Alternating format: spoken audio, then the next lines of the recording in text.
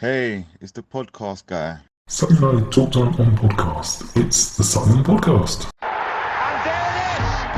Sutton United at the GM Vauxhall Conference have put out First Division Coventry City, winners of the FA Cup themselves less than 2 years ago. And what a moment to enjoy for the fans of this Surrey side. They've had their moments before, but never one like this. But the whistle goes down. Delight for Sutton United. Sutton United from the National League are through to the last 16 of the FA Cup. No longer English football's perennial non-league club. A 123-year crescendo reaches a new peak for Sutton United, who are promoted to the Football League for the first time. Hello and welcome to another episode of Sutton United Talk Time on podcast. It's the Sutton Podcast. Don't worry, you haven't missed a match. It's a different episode. It's a new episode. It's a special episode. We are, as always, sponsored by Lucky Star Gin. I'm your host, Mike, and joining me today, we have got Harry, Seb, and a bit later on, we've got Xavier from the Aussies in London group. We're going to be talking to Harry and Seb, first of all, about the Amber Project group and find out a little bit more about them. And then later on, we're going to be talking about the visit from the Aussies last weekend. If you're a regular listener, thank you very, very much. And if you're a new listener, welcome. Hope you enjoy it and stick around. We do love hearing from you. Don't forget to do all the engagement, Harry. Thank you very much. You're one of the favourites on that. And just help us grow, get us in front of more eyes and all the rest of it. Likes and shares do give us more reach, and more people have to put up with the voice. Seb, start with you. Hi. Welcome back. Listeners Thank you. will remember you as being referenced quite often as the little drummer boy. Oh yeah. First Not so question, little anymore. no. But first question, have you replaced your broken drumstick? No, we haven't. Oh, Not yet. weeks to go. I'm ordering them tonight. You're ordering tonight. Excellent, lovely. So Seb, just give us a quick reminder of your Sutton story, how you kind of got involved in Sutton. Well, it was back in 2014, and it was the 28th of December when we played St Albans at home, and we won 2-1, I think it was, or 2-0, something like that. Yeah, just been going ever since. Perfect. Excellent. And Pinto, Harry, it's your first time on. Some people will know you as the poor soul who can't allow to go home when we've lost a match of football, because recently you're saying your parents didn't want you anywhere near the place. Others may know you as the one who tried explaining what an unk is to me. Oh yeah, and the 6-7 meme. And the 6-7, yeah. No. Tell us about yourself. Tell us how you started going to Sutton and just what your story is. So my first game was the Port Vale match, a home match in 2021 on my birthday. Parents asked me what I wanted to do for my birthday, so we had a home match. International break, I thought, go on then. And then ever since then, just kept going. To be fair, I can see why that game might suck people in. Yo, I like this. Nothing has quite lived up to that yet, but hey, it's fine. It's fine. So what we want to talk about today is you guys are part of, or major part of, the Amber Project. Do you want to just tell us a little bit about it? What is it you're trying to do, and what's the story behind the Amber Project? Seb, we'll start with you. Well, it started back, I think the idea started floating around. Obviously, I'm the creator of all of it. The idea came around back in like 2022, and we were like, how do we get the atmosphere in the place to get really loud so we can make, obviously, home to be like a fortress like it obviously once was, which is starting to come a bit like that now. And came up with this bunch of ideas at first, and obviously some of them haven't been officially done, but then it was around about November 2023 where things started to really kick on, and we thought, okay, we can maybe pull this off. And then I think it was after the Wrexham game, we announced it, And obviously that's exactly what's been going on since. We got the drum in December, which was a massive boost. I remember obviously at first people were like, "Oh, you can't bring drums in. We don't want no drums." And I was like, Who do you mean? "It's okay." It's just like, it's okay. It will help us out in the end. And then obviously we spoke with the club and we were like, how do we make this a lot more community based for us? And obviously we found out that we were getting behind the goal when we went down, which was obviously a much better thing for us, because then we could do the flags, make our displays more bigger, and obviously there's more people and it's less smaller than Parkside, which is a better thing. Absolutely. And Harry, what kind of got you involved, and how I mean, it's obviously going to be a similar story, but how did the group sort of inspire to start, and how did you make these ideas into a bit of reality? So Seb asked me to like sort of start helping out like after the drum came in, and then start getting a few display ideas here and there. Yeah, just trying to find ideas, and yeah, kicked on from there. So did you know Seb prior to this, or was it something you met through football? No, I met him at Sutton, and then Football. I met him. I remember when I met you at the Crew game, 125th anniversary game, and yeah, spoken ever since. Nice. Yeah. So I know, for example, there was a game earlier this season where I was there early for various reasons, and you guys were there already getting the flags up and starting to prepare everything. What kind of talk me through how it starts? What are the idea behind it, to putting it all together, and what's the hardest part? Is it kind of designing things, doing materials, getting there, getting people bodies to help out? What talk us through the whole process, and what's the hardest part? Either Well, one of you can go first. do you want to go? Yeah, I think mainly getting the funds. It depends on like the size of the display. If it's a big display like done for Birmingham, the main thing is the funds, because that banner was a lot of money. But like Solihull, we were at the stuff, so we only needed really people for that game. I think one of the hardest bits is just the ideas. Trying to do something maybe a bit original, trying to get something to a certain size. Yeah, things like that, mainly. And Seb, for yourself, what kind of what's the process of picking a game and planning it all out? I think we all just got a massive group chat, and that helps out, because then we could just talk about things, and then we all share an idea, and then we all just decide in the end, which sometimes is a little bit shit, because if you have an idea and we don't want to use it, then it's like pushed to the side. But then if we have an idea we all agree on, it's perfect. Like the Birmingham display, that was the best one we've done, obviously. But it cost a lot of money.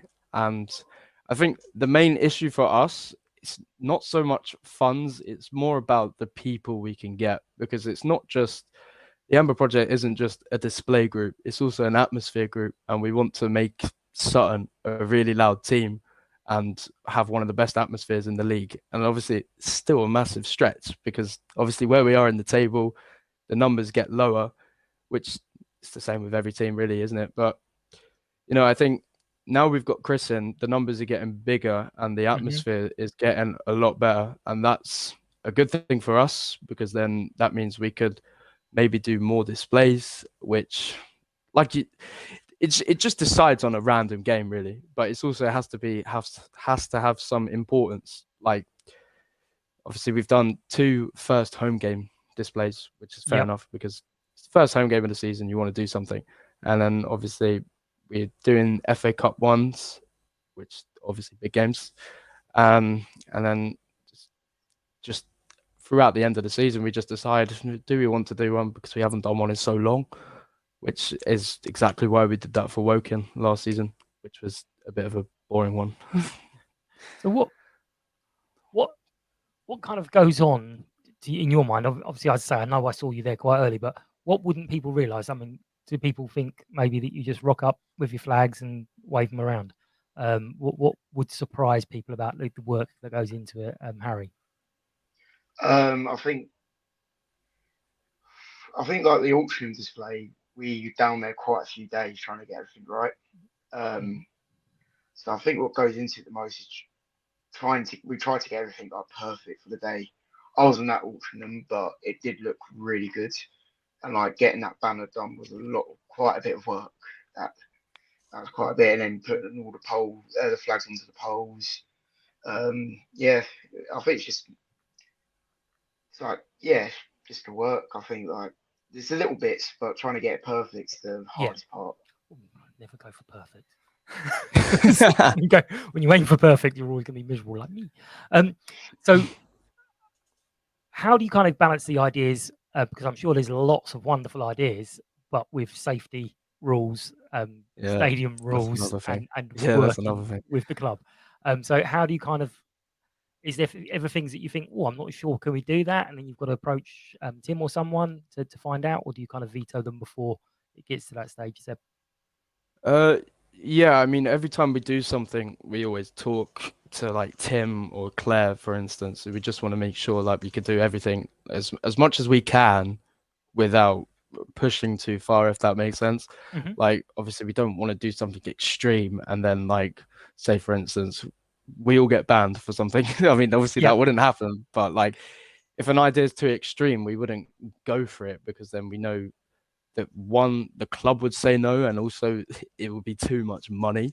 And obviously, we don't want to ask people for money every time we do a display. So, yeah, we always talk to the club, and obviously the club will help us out with anything we need. But I think mostly we've got it covered ourselves pretty much. So, yeah. So for anyone listening now, and they think, actually, you know what, I'd quite like to get involved with this. How can they get involved? Is it just rock up, have a chat with you guys? What can people do to get involved? What kind of things are you needing from people?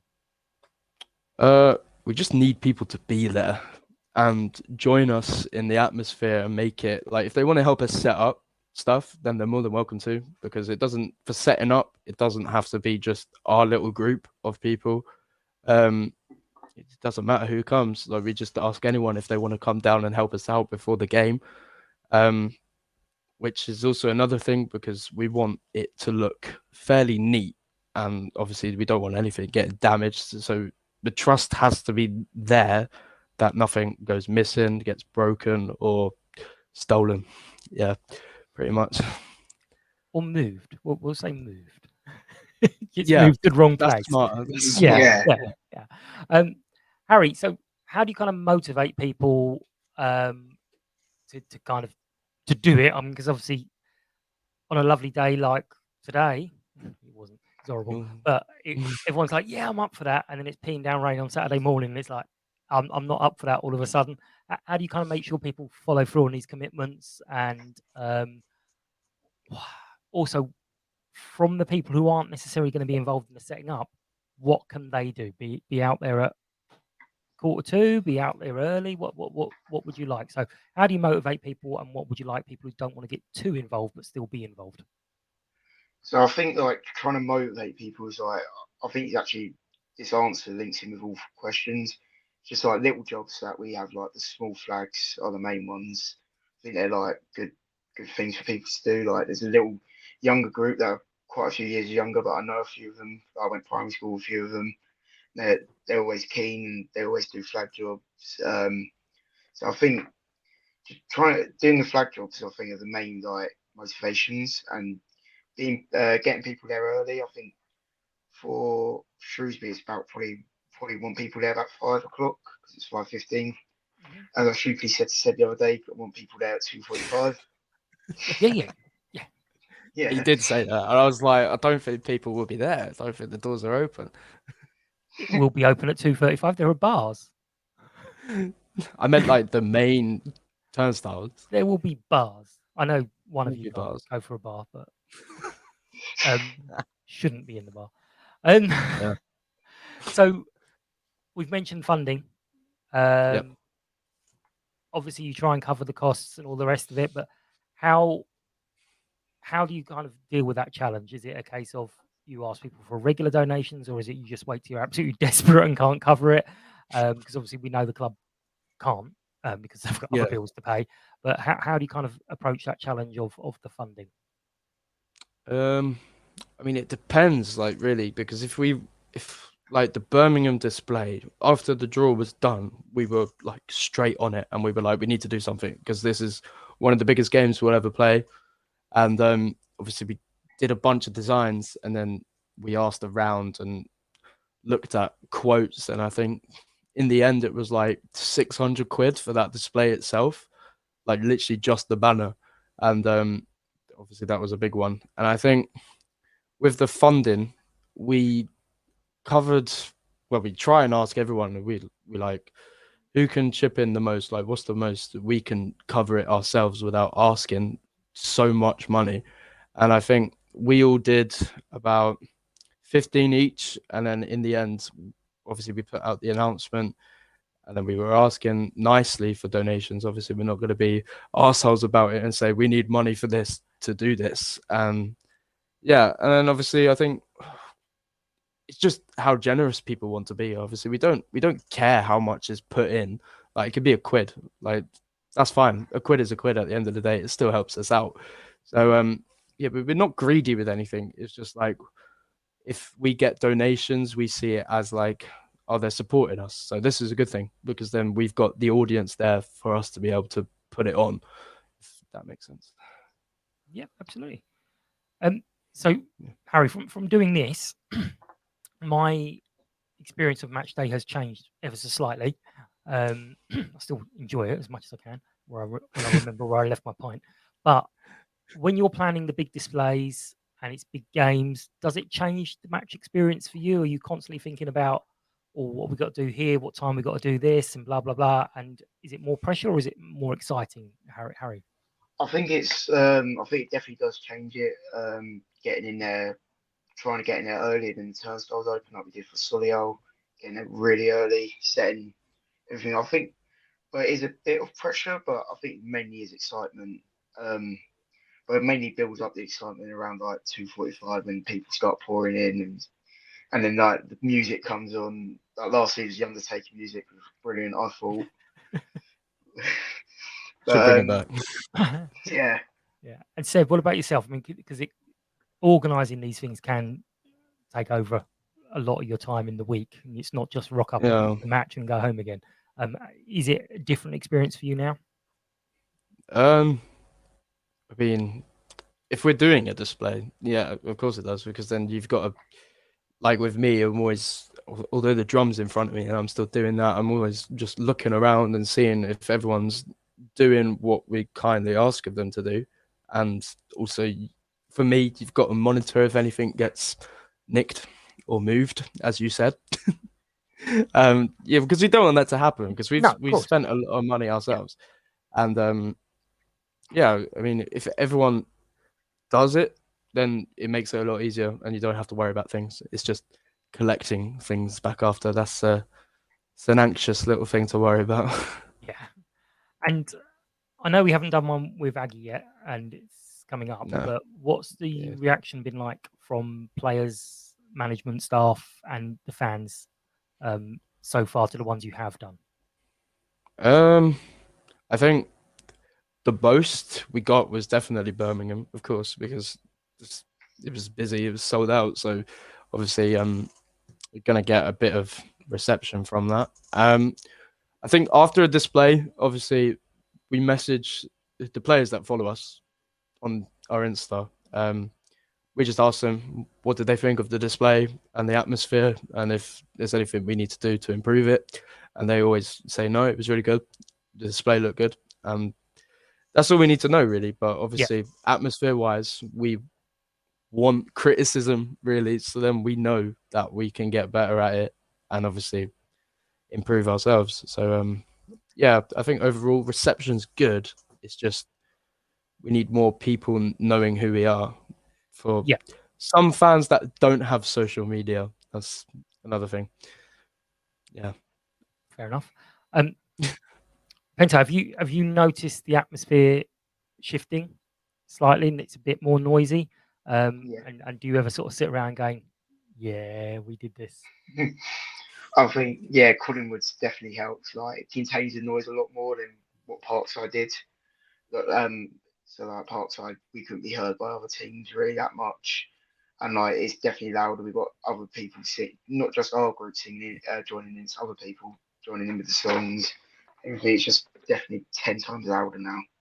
Yeah, absolutely. I did say I'd stop moaning about the curver as long as you all were making noise, and you were. I didn't stop moaning about the curver, but you held up your end of the bargain. I didn't. So, Seb, Yes. what's next? What's coming up? I know you had an announcement the other day, but anyone who hasn't seen it, what's the next one we're doing? We're doing a display against Shrewsbury for the FA Cup game, which doesn't need donations. You don't need to worry about that one. We've got that covered. We're doing a flag and balloons display. I mean, it's something small, something easy. When I say easy, I don't know how we're going to do the balloons, but we'll figure it out. I would much smaller scale on a Sunday League Cup final. As people were coming in, I handed them 2 coloured balloons. We were in red and white. Literally, I just handed them one red, one white balloon and said, "Here you go, blow them up. Here you go, blow them up. Here you go, blow them up." So you didn't have to sit there blowing them up yourself. So I realised with all those hundreds of balloons, there's not a chance I'm doing that. So yeah, you could potentially ask the club if the turnstile operators could just give out some balloons. Yeah. But to both of you, so we'll start with you, Harry. What's the long-term legacy you want for the Amber project? So obviously what happens is you guys are at the games. What will happen is there'll be universities, jobs, kind of moving on, people going and coming back and all the rest of it. What would you like to see in 10 years that the Amber project has done? It's a bit far. Could be 25, look. He'll be 25. I'll be 28. Yeah. Jesus Christ. We will not talk about my age. Carry on. I think we want to have, like, no matter what league we're in, I think our legacy will be the Amber Project helped establish Sutton as like a top atmosphere in whatever league we are in, no matter what. I think that's just going to be the main goal overall. But Seb might have something different. We haven't really discussed this much. No, I know. That's why I ask these questions to catch you on the hop a little bit. So, whoa. Seb, you've had a couple more seconds to think about it, though. What's your nice, concise answer that you thought about for seconds? Well, I don't want it to be 10 years. 28. Jesus Christ. No, I think overall, just want it to continue. I mean, obviously, I'm still going to be the person who created it all, so obviously I'll still have something to do with it, and so will Pento. But as long as it just continues on, and obviously we don't have to be there to do it. Like, if someone who's in the group that's going, they could just take control, and it doesn't have to be me, it doesn't have to be Pento, it could just be anyone who's in the group or anyone who's closely linked to us. They can always just take control for that specific game. And I think, like what Pento said, it's all about the atmosphere at the end of the day. So as long as we are in top 10, I'd say, then that's good, because obviously we're a small club. We don't need to have big numbers to make an atmosphere. We could do it ourselves, but the numbers are a big thing. We don't want our end being very empty and it's just 4 of us singing. That's really dead. No, we don't like that. Yeah, there's more and more. I see. As I can't stand still. I keep wandering around now, and as I go past, the group is definitely getting bigger and bigger and bigger. So, yeah, it is. Very well done to both you and everyone else involved. Thank you both for joining me and answering some of the silly questions. If anyone is interested in helping out and they just want to know a bit more, you can always drop me a line. I'll put you in touch. Best of luck with the FA Cup display, and I can't wait to see it. Thank you. I won't do it, but I'll. Oh no! Actually, before you go, there is doesn't really affect either of you, I don't think, but there is an event that I wanted to highlight because some young people might be listening to it because of you two, and it's next Wednesday. They will be. Yeah, next Wednesday the 26th, 10 till 1 at the club. There's a young person's job fair. Basically they've got lots of companies coming down, and people might find it interesting to find out what the job market is, what's out there. Well, there's probably a free pen or two as well, so it's definitely worth anyone who's around next week. Just pop down. A free pen. Yeah, hang on. I didn't say there definitely was a free pen. I said there might be a free pen. I Sorry, don't my bad. know. I just know it's going on. I don't know what's involved. But yeah, it's definitely worth attending these things. They're always a struggle because you've got people of a certain age trying to organise things for younger people, and they do things they think, hey, I know what that is, 6, 7, and it's just yeah. We don't know what we're really doing. We just do it. That's the effect. Jesus Christ. Did you see my camera flip one the other day? No. That was just as bad. Don't worry about it. It was awful. I think I'll stay away from it then. Yeah, no. I try, but it's funny. It's funny. I'm probably a cringy dad. Anyway, gents, I'm going to let you go. But don't start with the unk. I'm going to let you gents go, but if you stay with me, I'm going to continue the conversation with a bit of an Aussie flavour as I talk to Xavier. And I'm delighted to welcome, probably, I can say this without doubt, the most famous Australian to be on the show. Although, to be fair, I had the original Matt Gray on the show, and he was in Australia at the time. And you're not in Australia, you're here in the UK. I don't know. But anyway. Yeah, it depends on how many Australians you have on this show, mate. I think you're one. I think you're number one. So you were definitely the most famous. It's okay, Xavier. good. Hello. That doesn't say much, which I'm happy about. That's well, you're on the number one Sutton United podcast, so well, yeah, I don't know. I should have. I finally made it. How are you? Is your head better after Saturday? Well, I mean, I've got to tell you, I was very merry after Saturday. I didn't intend to stay that long, but I just got carried away. I think we all did. I think there was about 30 of us down there. And I think maybe 20 stuck around in the sort of the club rooms afterwards. And yeah, we're all just welcome guests. Like every one of them was like a mini celebrity. It was it was great. I don't think many people bought drinks. To be fair, I was banking on you spending loads of money. No, people spent money on our behalf. Okay, fair. So the money was still there, just not coming out of our pockets. I think everyone was just so welcoming. It was a great atmosphere down there. So, for anyone who doesn't know, and I made that little reference, you were a Big Brother contestant in Australia a few years ago. How far I've fallen. I've had to leave the country in order to get away from it. But yeah, I was many years ago now. It was back in 2013. I didn't last. I may last longer on this podcast than I did on the show. So that gives you an indication of how well I did.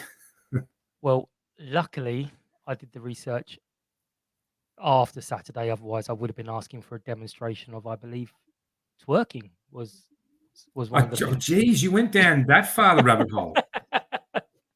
You must have watched some absolute junk to get to that point. We won't do twerking. Don't worry. No, I mean, I couldn't. I'm 40 now. I'll probably pull something if I did that. Young man, I've just pulled something talking about twerking. But for listeners who won't know much, what is the group you're part of? Aussies in London. How did it begin? I mean, when I was a young man, Aussies were in Earls Court. They weren't in London. Yeah. They were in just Earls Court. You were kept to a very specific area. Like some sort of disease that you gather in the early hours. We've just sort of spread all London now. But we're mainly sort of I'd say we're congregated mainly between sort of the west and the south, but more people sort of tending to go north and east in the last, say, 8 or so years. I think because this becomes a little bit cheaper out there. But like it's called Aussies in London, and so we've got a couple of Facebook groups where we sort of started from. So one of our Facebook groups has about 87,000 people on it. Which is probably more than the population of Aussies in London. But I think people stick around and enjoy the group post their stay here. And then we've got and then we do some other social channels. So we've got we do a lot of social events, I should say, and we do a lot of sport events. So whenever there's big sporting tournament, or there's the AFL or NRL, which are the two big leagues back home, we gather all the Aussies together and generally watch them. And then we do like weekly and bi-weekly social events, and we try to do some different stuff, like we do some wine tastings, or we do a singles night, or we've done an all Aussie comedy night, or Aussie music nights, and we just try and sort of lift the culture and the fun and bring the community together. Because I think sort of what we do over here is that we sort of act as a base for people to start from in their journey into London or the UK. And then once they feel sort of settled, everyone sort of branches out. But I think as a young Australian coming over here, to have a group like us, it just means that you've got some sort of easy connection, and so your ease into London's a lot easier and a lot smoother. And we also like help with jobs, and we've helped people find places to live and sport teams to play for. So it's really one big community that we get around, and it's a vibrant place for sure. I've got some of my cousins the opposite way, as an Irish group in Australia. Oh yeah. So, I mean, that for every Aussie that lives here, there's an Irishman that lives in Australia. I think my wife is Irish as well, so I'm well versed. Oh, okay. I'm from Melbourne, so that's where the Irish sort of congregate. Yeah, it wouldn't surprise me if that's like a one in, one out policy for the Aussies. One of my uncles years ago, he went to Sydney. I mean, he was literally home watching the terrible fires in Sydney. Years back in the 90s, and he sort of packed up and went over and said that we're going to need help rebuilding, and he's been back over every now and then just to make sure his visa kept on track, and that was it. Really? Is that right? He met a Welsh woman over there and got married, so they live there permanently. Well, that doesn't make too much sense. No, absolutely not. But love doesn't sometimes. So. It does, exactly. But how did you get involved? Was the group there when you came and you got part of it like that? Is that how you kind of got involved? Yeah, it's a good question. So I was doing a comedy show called Bogan Bingo, funnily enough. For those of you who don't know what a bogan is, it's basically the Australian chav is the closest is the closest thing I can put it to. And then through that, I started meeting. I did that years ago, and then I started meeting other people, and then from that, my friend and I, Benny, started doing our own events. So we were doing just our own thing. We'll call the Wonders of Down Under. So we did like DJ sets and hosted sport events and things like that. And then we met another guy called Ben who started the page a few years before us. And then we sort of started working together. And then the other Ben guy sort of left, and then sort of everything was just handed over to me to run. And then from there, I've sort of treated it as a bit of a passion project and tried to build it out as much as possible. And try and bring all these different elements of Aussie's culture over here. That's why we try and do so many different things with so many different sort of aspects of Aussie culture. So it's been a slow accumulation of bits and parts, and I've got a team around me that we all sort of work together and start building out some of these events and social events that we put on.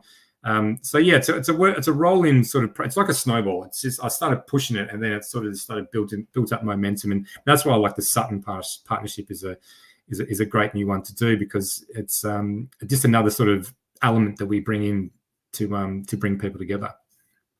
Yeah, I mean that was one of the sort of next few questions. Is you could have obviously gone for a lot of different London clubs, like lots of Premier League clubs or Championship clubs or so on. Yeah. What kind of made Sutton fit for your guys? Not only visit, but partnership almost. Yeah, well, it's funny because we had a very tentative partnership last year where we came down a couple of times, and it was just out of the blue. I think it was Jack, who works for the club, that reached out to us that said, we're a close club. I think the proximity to London is quite important, and a lot of Aussies come over here without a football team, so having a team that sort of we can introduce them to would be quite interesting. And I think the Premier League is so, I guess it's kind of exclusive in a way that it's sort of bars people from going because it's so expensive. And if you're not a certain member and you can't get tickets and you got to transfer, and then you can only get tickets through scalpers, that it becomes quite difficult to do. And so a club like Sutton, that's more a community sort of vibe, and it's more accessible because, obviously you're down, you're in the National League. So, the ticket pricing is a lot easier for people to handle. And I think the community, from coming down there last week, the community aspect was actually really quite palpable there. Like, as everyone was from the area, it was like going to, reminded me of going to watch my brothers play football in like in the amateur leagues, in these big sort of ovals that you'd go down there. It's just got that, very relaxed community vibe. And I think that sort of gels well with our community. And then from that, so there's a couple of Aussies that are part owners of Sutton. So there's Craig and Costa. And then they also reached out to me because they, as Aussies themselves, they wanted to just chat with me and see what we could do as more sort of a permanent relationship to try and build out, that sense of community and see if we can make this, be we're not talking like massive numbers. We're not going to get hundreds of people down, but if we could get, 30 to 50 to a game each week, and some people might pick Sutton up as their nominated team, then I think there's enough there with part Aussie owners that there's a bit of, sort of connection there that it makes it a bit of an easier sell than saying, hey, let's go watch Tottenham for 80 quid, you know what I mean? Exactly. You can say actually, I wouldn't go watch Tottenham, so I'd go on Arsenal before Tottenham, let's be honest. Well, you say that 30 to 50 people, that's a good 1.5% increase on our gate. I know that's mercenary. Yeah. I know that's really in fact, that's really mercenary, but it's simple mathematics. It does increase it, and that's the little things that we get. I mean, the Halifax game obviously was the first big proper. This is a partnership. How was the organisation from your point of view? Was it like I've done various things for Sunday League football and various events, and it is like herding cats sometimes. What was it like from your point of view, logistically, getting everyone together? We're all meeting and going at the same time? We just go, like, here's where we're going to be, meet us there if you want. Well, speaking of herding cats, we missed our train out for that exact reason, because I kind of forgot how we met in a pub in Clapham Junction, the London Southwestern Tavern, I think it's called, London Southwestern. It's a Wetherspoons pub, and there's about 25 of us there, and trying to get us from one point to the other. And everyone's an adult, but for some reason you just revert back to being a child having to be nursed across the road because everyone's just looking around. So we missed. So from that perspective, it was like herding cats because we missed out. We had to go the scenic route out to Sutton, but I think we sort of met up, and then I wanted that meet up place first, so everyone could sort of meet each other, swap names, and have a couple of beers before we headed out. And then we gathered as a group and walked in as a group. So I think from that perspective, it was really good. Because from us, it's also great that you use it as a social enterprise where people can meet people and make friends and things like that. So, and it's a little bit of it's a little bit of a pilgrimage. You get to have a few beers in the train as you go out. So there's always that aspect, which is always fun to do. Well, one thing I discovered very late is WhatsApp, the map function. You can share your location, and then everyone else can just put it on their phone and go, oh, look, that's where they are. That's the direction we have to go. Yeah. Well, actually, funny enough, I did have to use that on Saturday. So very useful. But some of your stadiums at home are quite big, especially in the AFL and the cricket. What were people's reaction? I know I had a couple of people near me, and I know what their reaction was. But what was the reaction of being so close to the pitch and sort of literally hearing the players? Well, I mean, that's part of the fun of it. I mean, it's so in our bigger leagues, we've obviously got like in the AFL, which is the Aussie rules. We've got these massive, from 60 to 100,000 people stadiums. But this kind of reminded me of what I said before. Like my brothers used to play in the VAFA, which is the Victorian Amateur Football League, and there was a place called Elstonwick Park where they used to play their finals or play round robin games or whatever, and that it kind of felt like that oval space, and that it was sort of, you had this. I love the standing room, like for example, and the limited seating, and it became that quite. You're so close to the pitch that you can kind of smell the players, or you can. I'm not saying that anyone that I know did it, but you could hurl a bit of abuse across the fence, and the player's going to hear it. That's the difference. Yeah. And I think from that perspective, it was such a close knit community, and from that I actually met a bunch of people out in that. I was in the standing area just outside the fan zone, and it's more like a relaxed sort of authentic vibe rather than having to sit. You can kind of talk to people, you can move around, and exactly, it's less sort of restrictive than going to the bigger stadium. So I think that's what a lot of our guys were really commenting on was, how much fun it was just to sort of move around, go get a beer, come back, have some food, and you can go and talk to people. And I think everyone sort of went to different spots each time they came back and spoke to different people. So, we loved it.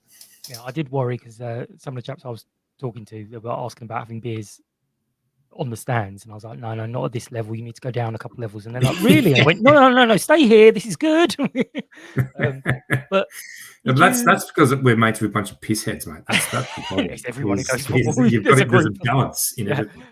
In fact, one of the groups that go to follow Sutton games up and down the country for many, many years, they aim to get everywhere for 11 a.m. opening hours. And is that what time the gates open on? Not the gates, no, the pubs. They aim for. Oh right, I was going to say, geez, that's a long day. Yeah, wherever the pubs are, they aim to get there for 11 a.m. and spend the whole day. They often have a phrase of a lovely weekend or day ruined by the football. But yeah, I mean, my Sunday was well ruined by the football. But I was hungover and I was 40. I'm 40 and hungover. Were there any kind of chit chats in the group on the way home about kind of the not just the bar afterwards, but the actual match and the sort of the chats they had with Sutton fans? Yeah, I mean, everyone's just so positive about it's always good to get the win on the first sort of venture into this, but people commented on the price of a pint as well, $3.50, which is very easy on the wallet.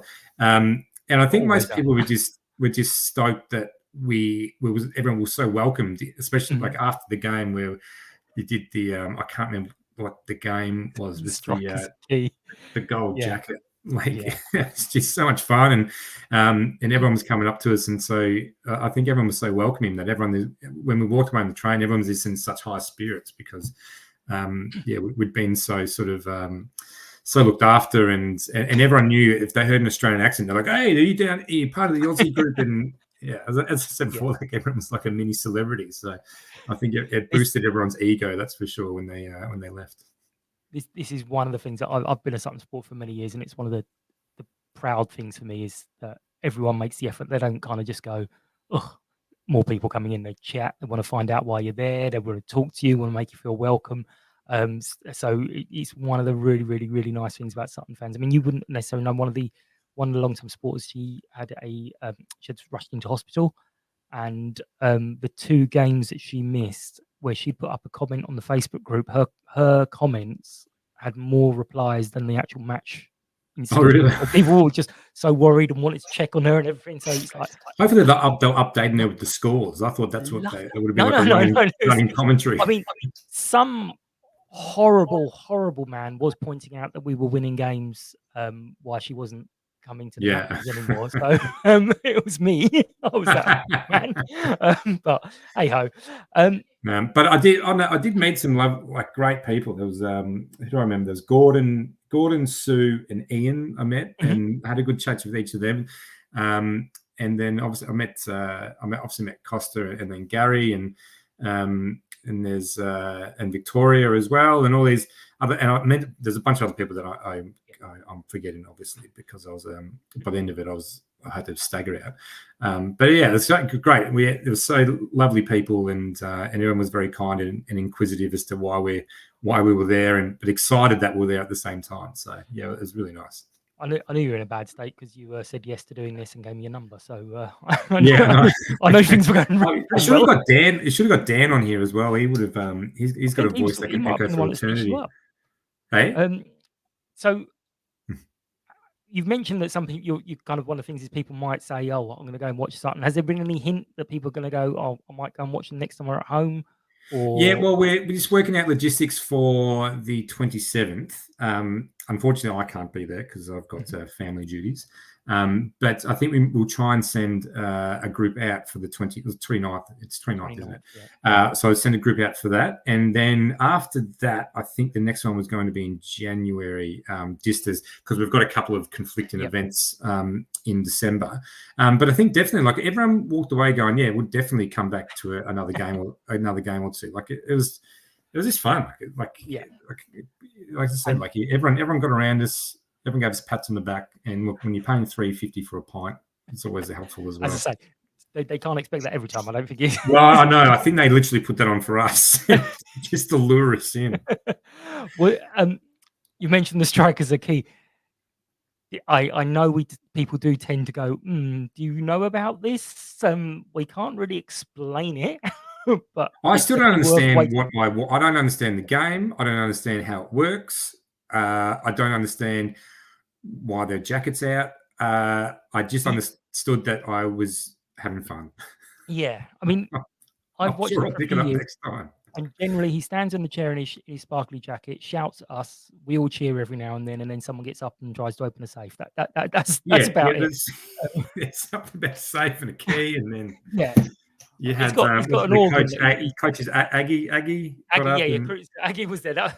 Poor Aggie, that was his first time doing it. I think he was a bit railroaded into doing it. So yeah, I don't think he had much choice either.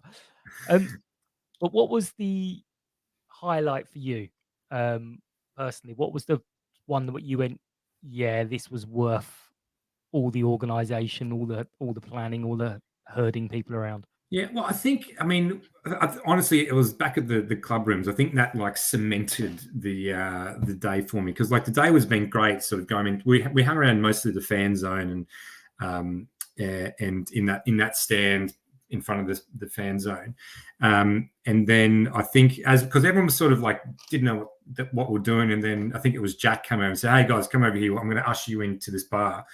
And then from there, like we stayed there for another hour and a half, and I think just the vibe in there and the noise and the fun and sort of the frivolity that was happening, that really cemented it. So I think that was definitely the cream or the cherry on the top, for sure. Because I think it was just such a great vibe down there. Definitely, it was definitely just that community. I keep coming back to it, but that community sort of feel and that welcoming nature of you all was it was really good. Excellent. Well, I need to get me one of those jackets. That's my aim, is to somehow get a jacket. I really enjoyed it. I mean, some of the guys were sort of standing in front of me where I normally stand, and they were vaping quite openly, and I just went and said, just be a little bit more discreet. Well, were they? That's so naughty. And they were like, oh, and I went, no, I'm not saying don't do it. Just hide it a little bit. Well, no one's going to moan. Just hide it. But they happened to be standing in front of me, and then we started a good old conversation there, and then met you all in the bar afterwards. So I had a great time as well. I had to keep leaving my pint down somewhere because I knew that I was never going to keep up. So I had to kind of keep losing my pint and wandering around going, I can't keep up with this. I wish I had that. I wish I had that mentality, but I don't. Let me down this first. I have, and will never learn.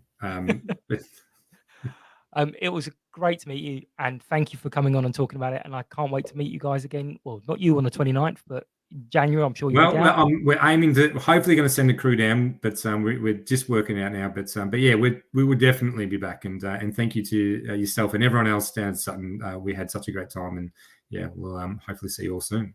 So that wraps up this episode of Sutton Podcast. As always, we appreciate everyone's attention and feedback. Follow, like, share this episode on social medias at Sutton Podcast across all of them. Subscribe, leave us a review, give us the thumbs up on YouTube. You know, I love all that. As always, thank you to our sponsors, Lucky Star Gin. Thank you to today's lineup. We've had Xavier, you've just heard from, and we had Seb and Harry earlier on. Thanks for listening, and we hope you really enjoyed this episode of Sutton Podcast. Take care, and we'll catch up soon. Bye-bye. United! United! United! United! United! United!